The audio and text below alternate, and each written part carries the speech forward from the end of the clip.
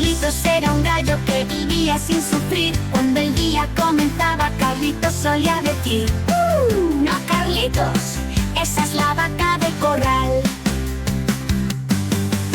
Carlitos era un gallo que vivía sin sufrir. Cuando el día comenzaba, Carlitos solía decir: no, Carlitos, ese es el pato del canal. Carlitos era un gallo que vivía sin sufrir. Cuando el día comenzaba, Carlitos solía decir: no, Carlitos, esa es la oveja del final.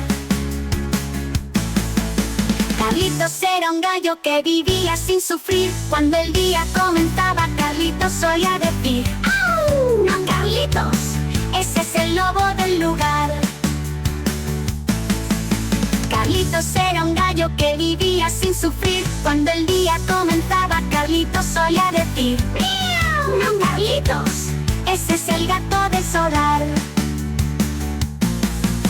Carlitos era un gallo que vivía sin sufrir. Cuando el día comenzaba, Carlitos solía decir: no, Carlitos, ese es el gato del portal. Carlitos era un gallo que vivía sin sufrir. Cuando el día comenzaba, Carlitos solía decir: no, Carlitos, muy bien, Carlitos, ahora sí, a cantar.